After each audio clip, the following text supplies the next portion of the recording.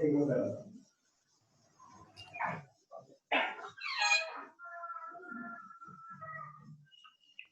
morning, sir. Good morning, बच्चों.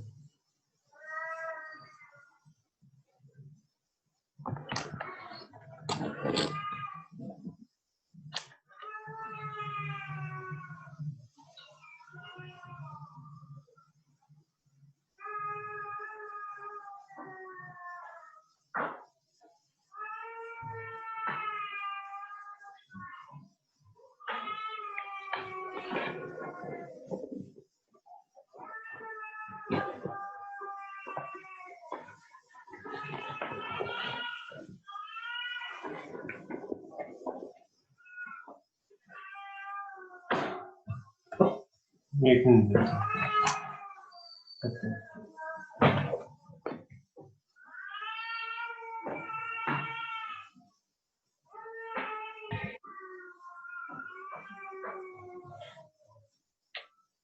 Good morning, sir.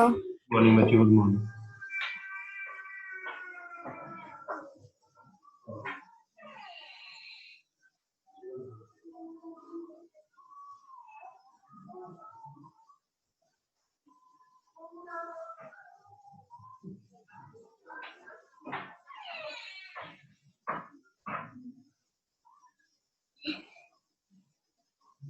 एक minute रुक जाओ बच्चों.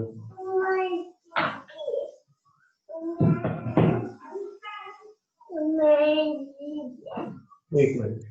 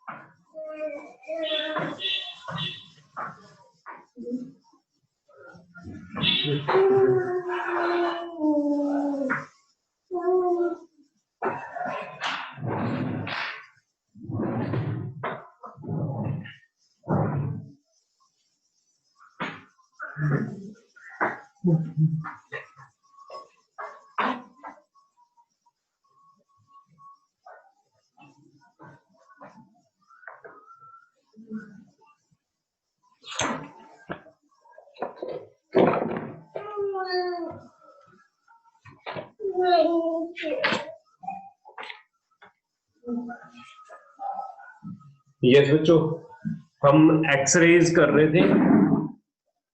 हेलो हेलो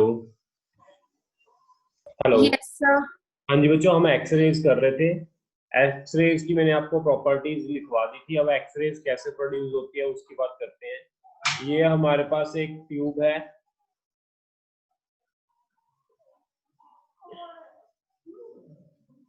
इस ट्यूब के अंदर हम क्या कर रहे हैं बच्चों,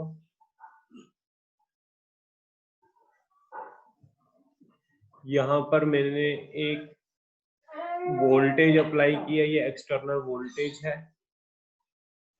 ट्यूब के साथ एक्सटर्नल वोल्टेज लगा दी.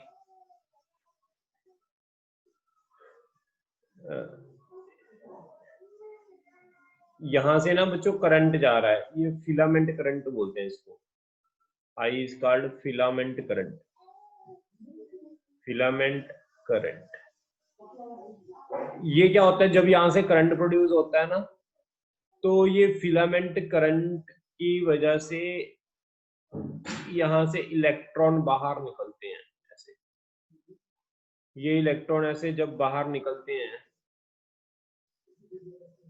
ये इलेक्ट्रॉन एक मेटल से जाकर टकराते हैं. यहाँ पर एक मेटल प्लेट लगी होती है. इस मेटल प्लेट से ये जाकर टकराते हैं. जब ये इलेक्ट्रॉन मेटल प्लेट से टकराते हैं तो यहाँ से एनर्जी निकलती है, रेडिएशन निकलते हैं, जिनको हम एक्स रेज बोलते हैं. ये नोट कर लो, डायग्राम बना लो फटाफट. इसके बाद मैंने और कुछ इसके साथ लगाना है. एक तो मैंने लगाना है एक्सटर्नल वोल्टेज. ये तो मैंने फिलामेंट करंट लगाया है जहां से इलेक्ट्रॉन प्रोड्यूस होते हैं। एक मैं लगा रहा हूं बच्चों एक्सटर्नल वोल्टेज, यहाँ पर मैंने एक्सटर्नल वोल्टेज V लगा दी, और यहाँ पर मैंने एक और चीज लगाई है जिसको हम बोलते हैं coolant. This is called coolant. इसके अंदर कोल्ड वाटर स्टोर होता है, ये होता है इसके अंदर कोल्ड वाटर स्टोर होता है इसके अंदर। आगे बच्चों इसके बाद हमारे पास इसके साथ ये कनेक्टेड होता है दूसरा एंड, ये वाला ऐसे। ये एक्सरेज की सारी डायग्राम है, आप बना लो फटाफट।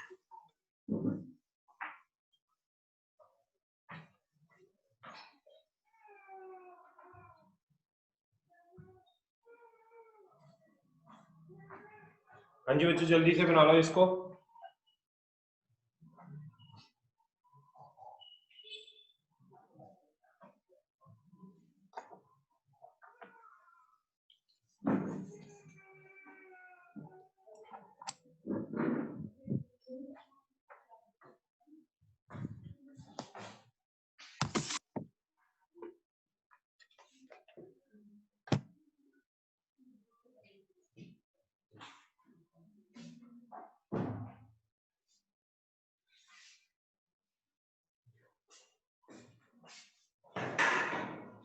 बना ली बच्चों डायग्राम, रब कर दूं? हाँ जी बच्चों, hello hello. Yes, sir. Okay बच्चों, अब लिखो nature of X-ray. Nature of X-ray, X-ray की डिपेंड्स, जो ये एक्सरे निकल रही है ना बच्ची, रेडिएशन निकल रही है, ये किस किस पर डिपेंड करती है? एक तो ये डिपेंड करती है फिलामेंट करंट पर। फिलामेंट करंट कौन सा होता है? ये वाला, इस पर डिपेंड करती है। दूसरा किस पर डिपेंड करती है? Voltage between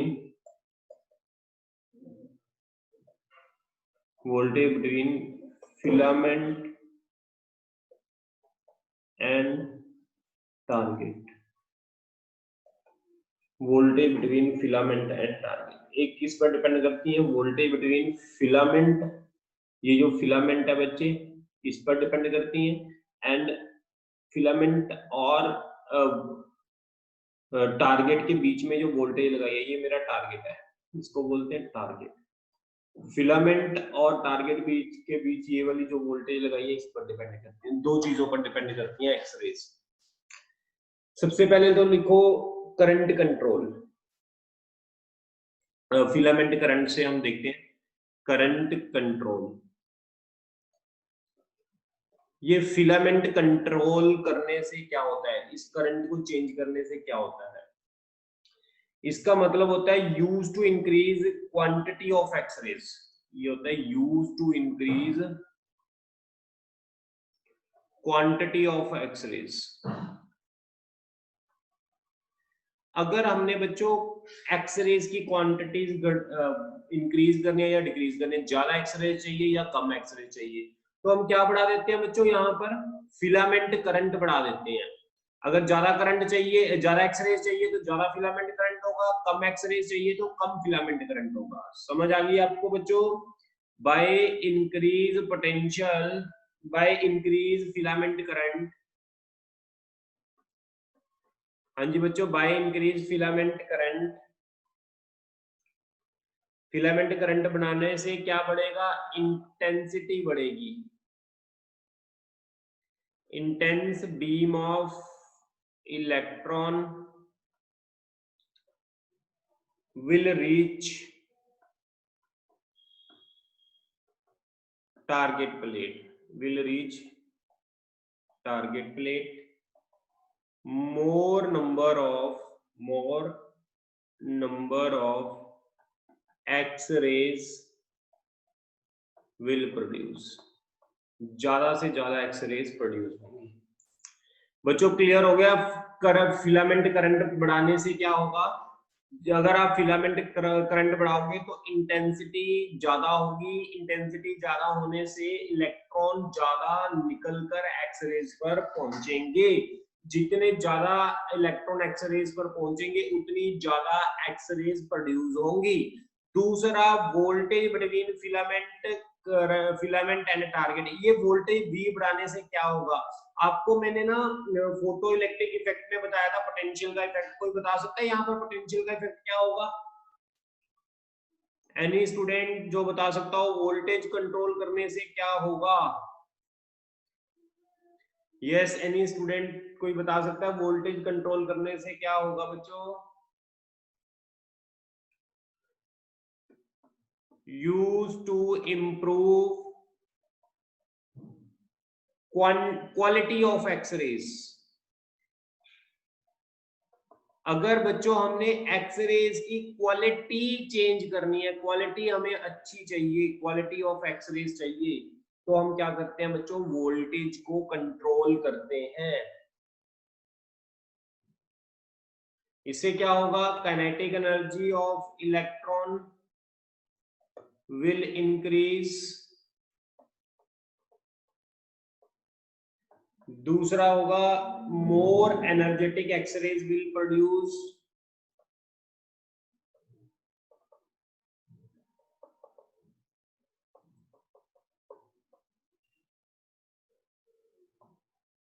high penetration power will be achieved.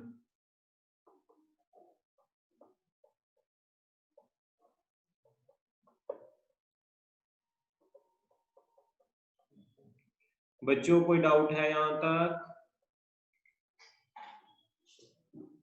Yes students.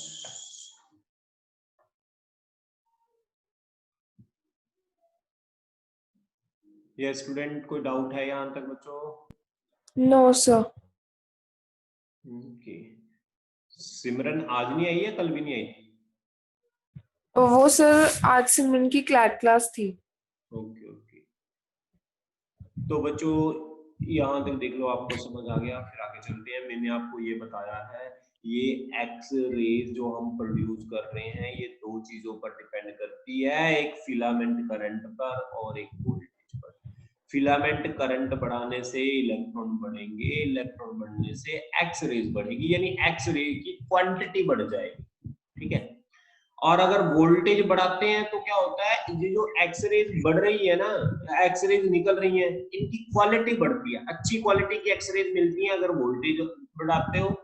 अगर फिलामेंट करंट बढ़ाते हो तो quantity of X-rays will increase, quality नहीं फिर क्वांटिटी। ऐसा ही मैंने आपको फोटो इलेक्ट्रिक इफेक्ट में करवाया था, वोल्टेज बढ़ाने से क्वालिटी चेंज होती है करंट की, क्वालिटी अच्छी क्वालिटी का करंट मिलता है फोटो इलेक्ट्रिक।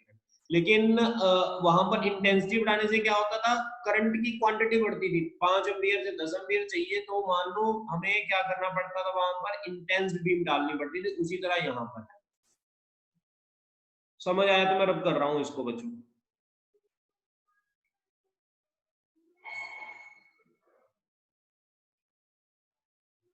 आगे, क्वालिटी ऑफ एक्सरेज दो तरह की होती है, quality of X-rays are of two types. दो तरह की क्वालिटी होती है एक्सरेज की। कौन कौन सी दो तरह की क्वालिटीज होती है बच्चों, वो लिख लो आप। एक होती है हार्ड एक्सरेज, एक होती है सॉफ्ट एक्सरेज। हार्ड का मतलब क्या होता है बच्चों, हाई फ्रीक्वेंसी। सॉफ्ट का मतलब होता है लो फ्रीक्वेंसी, फ्रीक्वेंसी कम होना। E इज इक्वल टू होता है HF, F होता है C अपॉन लैम्डा।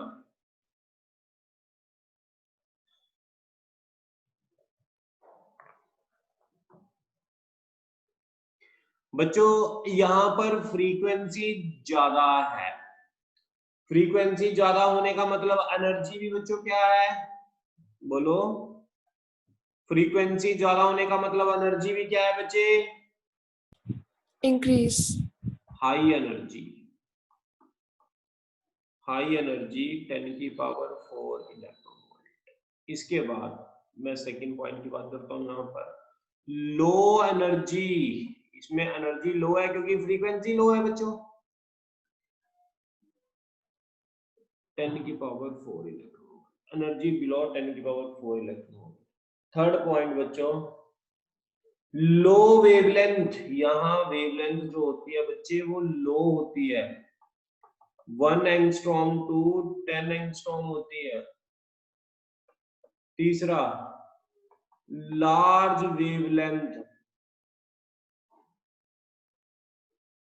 क्योंकि तुम्हें पता है ना बच्चों फ्रीक्वेंसी बढ़ेगी तो वेवलेंथ में कम ही होगी ऑब्वियसली।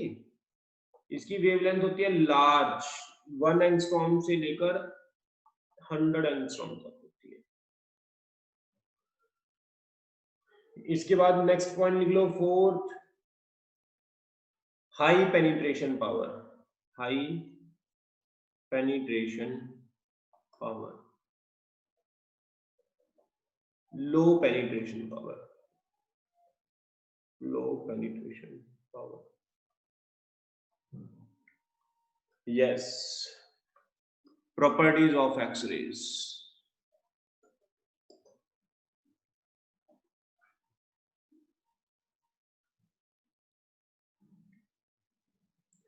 First लिख लो X-rays are electromagnetic radiation having speed equal to speed of light. इनकी जो स्पीड होती है बच्चों वो लाइट की स्पीड के बराबर होती है। दूसरा लिख लो X-rays having नो चार्ज। इसके पास बच्चों कोई चार्ज नहीं होता, that is do not affected by electric and magnetic field।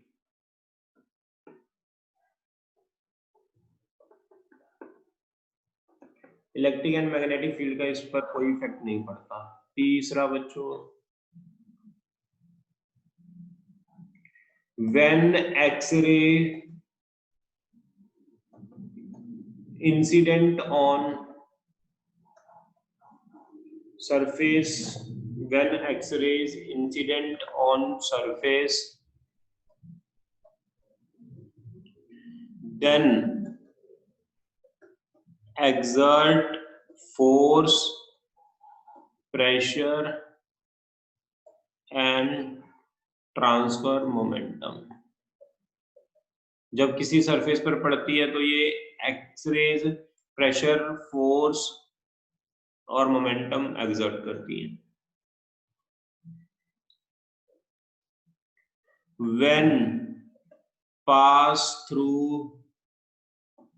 A gas, जब इसको गैस में से पास करते हैं, then ionize the gas molecule, gas molecule को ये आयोनाइज कर देती है। Fifth, having both wave and particle nature. इसकी दोनों ही नेचर होती हैं, वेव एंड पार्टिकल नेचर। ये नोट कर लो बच्चों फटाफट।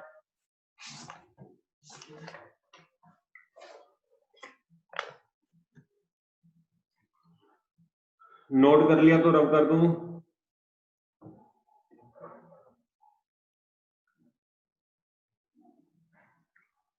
रब कर रहा हूं बच्चों।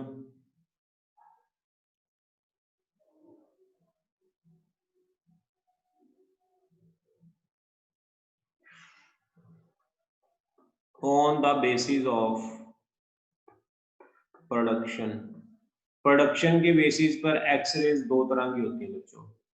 एक होती है कंटिन्यूस एक्सरेज, एक होती है कैरेक्टरिस्टिक्स एक्सरेज। सबसे पहले बात करते हैं कंटिन्यूस एक्सरेज की। क्या होती है कंटिन्यूस एक्सरेज, ये समझो बच्चों। ये एटम है, एटम के अंदर शेल्स हैं, इसके अंदर न्यूक्लियस है। अब देखो बच्चों क्या है समझो, ये इलेक्ट्रॉन आ रहा है,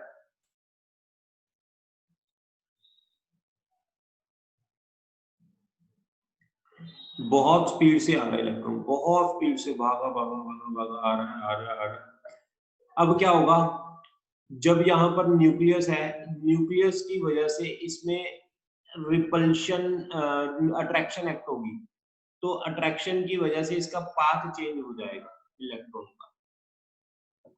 बच्चों समझो दोबारा क्या बात है, यहाँ पर एक इलेक्ट्रॉन है, बहुत स्पीड से भागा हुआ आ रहा है, जैसे ही वो एटम के न्यूक्लियस के पास जाता है तो न्यूक्लियस उसको अपनी तरफ क्या करने लग जाता है, खींचने लग जाता है, जिसकी वजह से इसका पाथ क्या हो जाता है, चेंज हो जाता है, यानी ये डी एक्सेलरेट कर जाता है। किसी को कोई डाउट है यहाँ तक? बच्चों कंटिन्यूस एक्सरेज बता रहा हूँ, एक इलेक्ट्रॉन हाई स्पीड से आ रहा है, न्यूक्लियस के पास से जैसे गुजरता है उसका रास्ता चेंज हो जाता है, यानी डी एक्सेलरेट हो जाता है। डी एक्सेलरेट होने का मतलब स्पीड कम हो जाती है, तो ये रेडिएशन छोड़ता है। ये क्या करता है, रेडिएशन छोड़ता है, इसको बोलते हैं X-rays.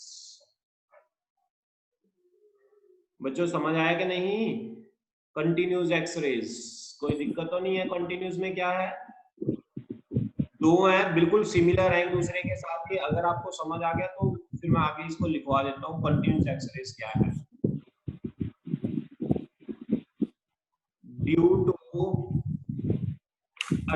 attractive force of nucleus on fast moving electron causes deaccelerates.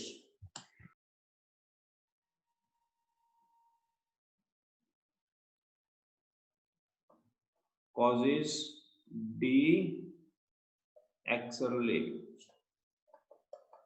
Hence, kinetic energy of electron decreases.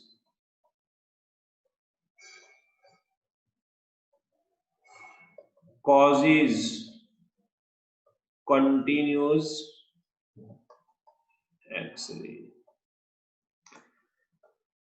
Maximum kinetic energy of electron charge into potential. बच्चों मैं आपको बार बार बता रहा हूँ, ये जो टॉपिक है ये ओनली आपका कंपटीशन के लिए है, एक्सरे बोर्ड के लिए नहीं है। This topic is for only competition, not for boards. Last के दो टॉपिक जो एटम के करवा रहा हूँ, मैंने स्पेक्ट्रा करवाया, आज मैं आपको एक्सरेज करवा रहा हूँ।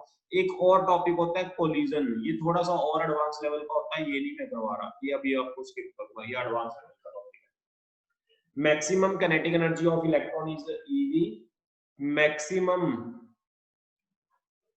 Energy of emitted photons, yes, E is equal to HF maximum C lambda minimum।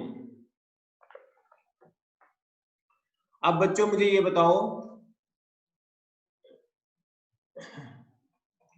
जो ये इलेक्ट्रॉन है, जो ये एनर्जी रिलीज करेंगे, maximum kinetic energy of electron, आपको पता है चार्ज इनटू पोटेंशियल होता है, ये हमने फोटो इलेक्ट्रिक इफेक्ट के अंदर किया था बच्चों।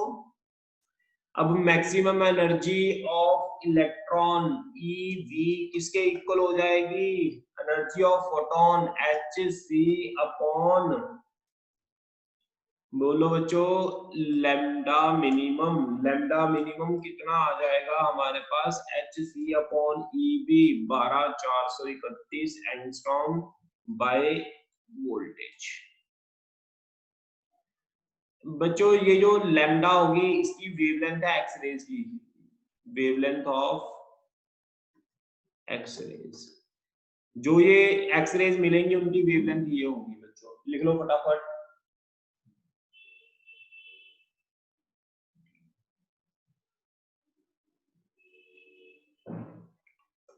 hence lambda depend on deaccelerating potential difference। Lambda किस पर डिपेंड कर रहा है? डी एक्सेलरेटिंग पोटेंशियल डिफरेंस पर डिपेंड करता है। नोट हो गया बच्चों यहां तक? Hello, Yes, sir. ओके। इसकी मैं आपको एक डायग्राम बनवा रहा हूँ, यहाँ पर डायग्राम बना लो। ये इंटेंसिटी है, ये वेवलेंथ है। अब मैंने बच्चों पोटेंशियल को चेंज करना है, तो एक्सरेज की वेवलेंथ चेंज हो जाएगी, लैम्डा चेंज हो जाएगा। पोटेंशियल को चेंज करने से लैम्डा चेंज होगा। अब देखो यहाँ पर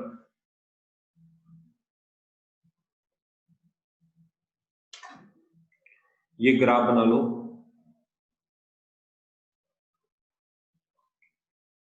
V potential atomic number, potential atomic number, potential same है तो वेवलेंथ सेम है, पोटेंशियल सेम है तो बच्चों वेवलेंथ सेम है। एटॉमिक नंबर डिफरेंस होने से तो ये चीज का फर्क पड़ता है। अगर पोटेंशियल भी अलग हो जाएगा तो हमारे पास लैम्डा भी अलग हो जाएगा, डिफरेंट हो जाएगा।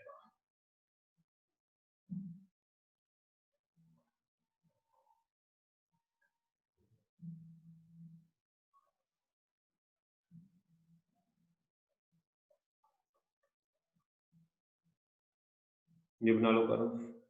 पोटेंशियल V डैश हो गया, एटॉमिक नंबर Z है, यहां पर पोटेंशियल ग्रेटर देन है V से, potential is greater than V। ये लैम्डा मिनिमम। ये ग्राफ बना लो बच्चों। इस ग्राफ का मतलब समझ आ गया? पोटेंशियल चेंज होगा तो वेवलेंथ भी क्या होगी बच्चों? चेंज होगी। अगर पोटेंशियल इंक्रीज करेंगे तो वेवलेंथ क्या हो जाएगी? डिक्रीज हो रही है पीछे को। पोटेंशियल इंक्रीज करेंगे तो वेवलेंथ डिक्रीज होगी।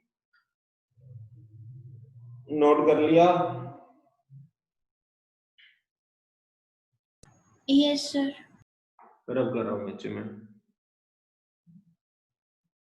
दूसरी टाइप की एक्सरेज उसको बोलते हैं कैरेक्टरिस्टिक्स एक्सरे। मैंने आपको एटम की शीट दी थी ना, एटम की ऑब्जेक्टिव शीट दी थी एनसीईआरटी की। अब मैं एटम का ही टेस्ट रखूंगा, सब्जेक्टिव कल टुमारो। सब्जेक्टिव टेस्ट है कल एटम का। एटम की ऑब्जेक्टिव शीट दे दी थी, सभी सबमिट करवा दो अपनी, वो बहुत इंपॉर्टेंट शीट है। जो डाउट्स होंगे वो आप पूछ सकते हो, मैं आपको उसका सोल्यूशन भी सेंड कर दूंगा कल। बच्चों कैरेक्टरिस्टिक्स एक्सरे समझो क्या होती है। कैरेक्टरिस्टिक्स एक्सरेज क्या होती है समझ लो। ये मेरे पास बच्चों न्यूक्लियस है, ऐसे मेरे पास शेल्स हैं। मेरे पास यहां से एक इलेक्ट्रॉन आ रहा है जैसे पहले आ रहा था, दोनों में फर्क देखना समझ लो क्या आया। अब इलेक्ट्रॉन यहां जो आ रहा है वो इलेक्ट्रॉन, एक इलेक्ट्रॉन यहां पर जो इलेक्ट्रॉन पड़ा था उसको निकाल के लेकर जा रहा है। समझो बच्चों मेरी बात, मैं क्या कह रहा हूं आपको। अब क्या हो रहा है, ये जो इलेक्ट्रॉन आ रहा है, यहाँ पर जो इलेक्ट्रॉन पड़ा था, यहाँ पर एक इलेक्ट्रॉन पड़ा था, इसको इसने निकाल दिया, इजेक्ट इलेक्ट्रॉन। बच्चों देखो, एक इलेक्ट्रॉन आ रहा था, वो अपने साथ एक इलेक्ट्रॉन निकाल के ले गया, यहाँ पर स्पेस क्या होगी? बोलो बच्चों, यहाँ पर स्पेस क्या हो गई? अब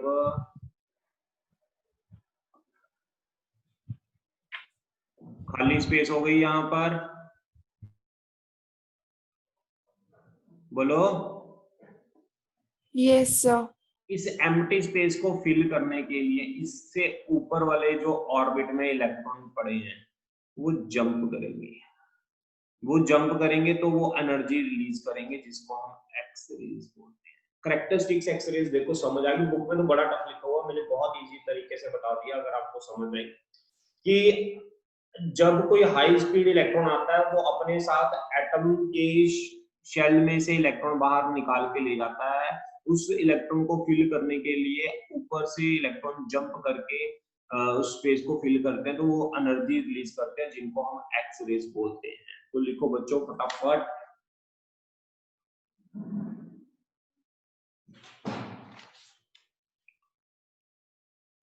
यस बच्चों लिखो जल्दी, एक मिनट।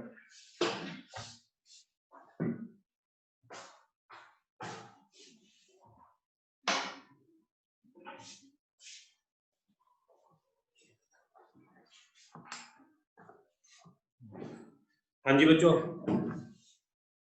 मैं इसको रब करके बना रहा हूं आगे। ये मेरे पास शेल्स बनाए हैं N1 N2 N3 N4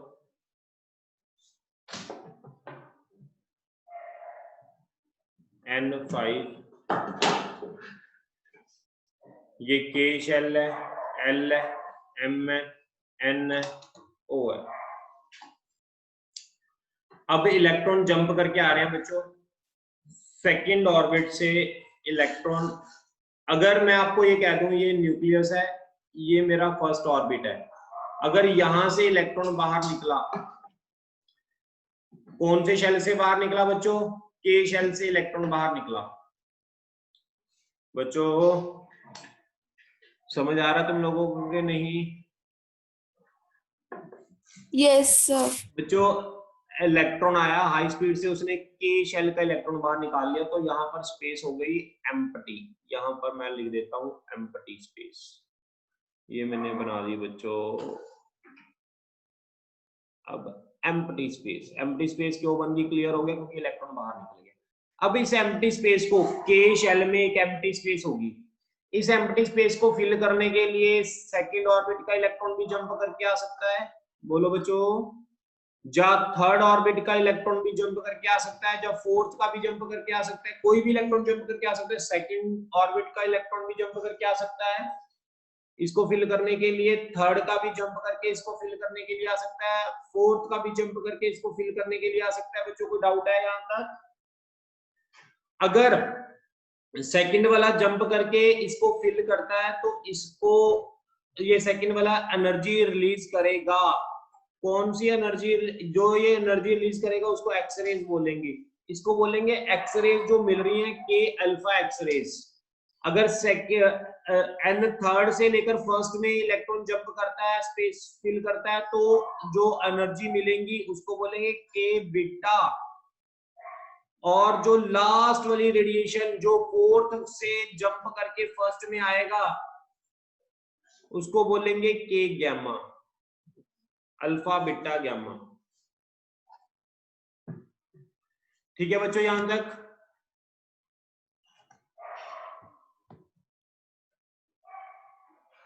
हाँ जी बच्चों यहां तक ठीक है? Yes sir. अब बच्चों मुझे इसके बाद बताओ, अगर इलेक्ट्रॉन जो है, ये न्यूक्लियस है, ये मेरा फर्स्ट ऑर्बिट है N1 की, ये मेरा बच्चों सेकंड ऑर्बिट है L। अगर इलेक्ट्रॉन सेकंड ऑर्बिट से निकलता है, यहाँ पर सेकंड ऑर्बिट में स्पेस, एम्प्टी स्पेस क्रिएट होके, इसको कौन फिल करेगा बच्चों? थर्ड वाला फिल करेगा या फोर्थ वाला? और फोर्थ वाला करेगा? अगर थर्ड सेकंड से निकला है उसको थर्ड वाला फिल करेगा या फोर्थ वाला फिल करेगा? अगर थर्ड वाला फिल करता है तो जो रेडिएशन छोड़ता है उसको बच्चों नाम देते हैं L lambda, L alpha, L alpha. अगर फोर्थ वाला जंप करता है तो इसको बोलते हैं एल बीटा। अगर फिफ्थ वाला जंप करता है इसको बोलते हैं एल गैमा। एल क्यों बोलते हैं? क्योंकि एल में आ रहा है ना। बच्चों को डाउट है तो बताओ। No sir. इसी तरह अगर बच्चे इलेक्ट्रॉन थर्ड से निकलता है, थर्ड वाले को फिल करने के लिए कौन आएगा? फोर्थ वाला आएगा। या फिफ्थ वाला आएगा या सिक्स्थ वाला आएगा। इसको कौन सा बोलेंगे, एम वाला होगा, तो इसको बोलेंगे M alpha, M beta, M gamma, up to so on ऐसे चलता रहेगा। कोई डाउट है तो आप बता सकते हो, अभी भी बच्चों मुझसे पूछ सकते हो। बहुत आसान मेथड से मैं आपको करवा रहा हूँ कैरेक्टरिस्टिक्स एक्सरेज। अब ये ग्राफ बना लो बच्चों, इसका भी ग्राफ बना लो, इंटेंसिटी वर्सेस वेवलेंथ का। इसका ग्राफ कुछ ऐसा बनता है।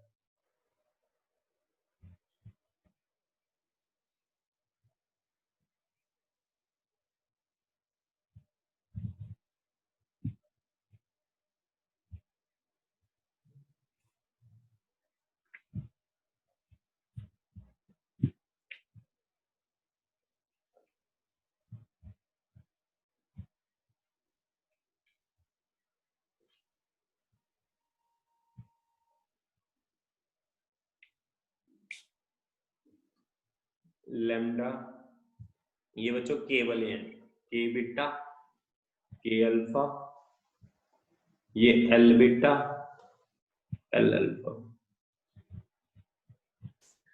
लैम्डा के बीटा,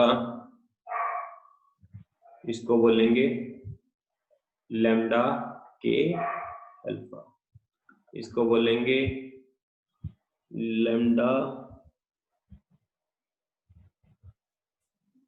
एल बीटा, इसको बोलेंगे lambda L alpha.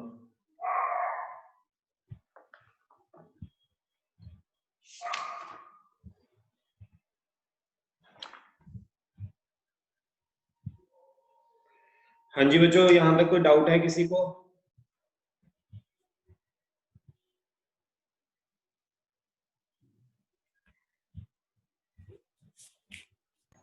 No sir. देख लो बच्चों, characteristics X-ray emission occurs when an energetic electron collides with the target and remove an inertial electron from atom. The vacancy created is called the vacancy created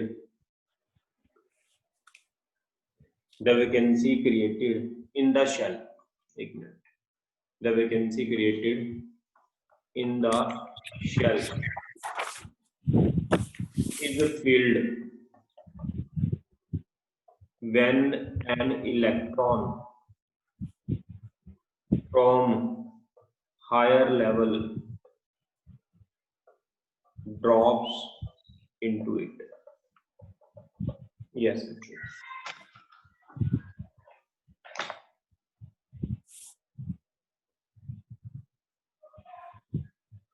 okay बच्चों, done. रब कर दूं?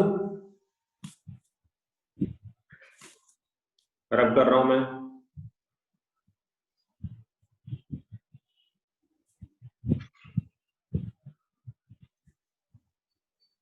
Question है बच्चों, दो क्वेश्चन है। आई lambda, ये आप नोट कर लो, मुझे लगता है आज हो नहीं पाएंगे, आप नोट कर लो, सॉल्व करके देखना। मैंने आंसर इसका ग्राफ के अंदर लिखवा दिया वैसे। 1, ये बच्चों हमारे पास विच इज के अल्फा एंड के बीटा, बता सकते हो ग्राफ से देखकर बताना जल्दी। फर्स्ट क्वेश्चन है, फर्स्ट वाला के बीटा एंड सेकंड वाला के अल्फा। वेरी गुड बच्चे, इसमें से बता दो एक और क्वेश्चन है सही ग्राफ में से देखकर। ये 1 है, 2 है, विच इज के अल्फा एंड एल अल्फा, बोलो। फर्स्ट वाला के अल्फा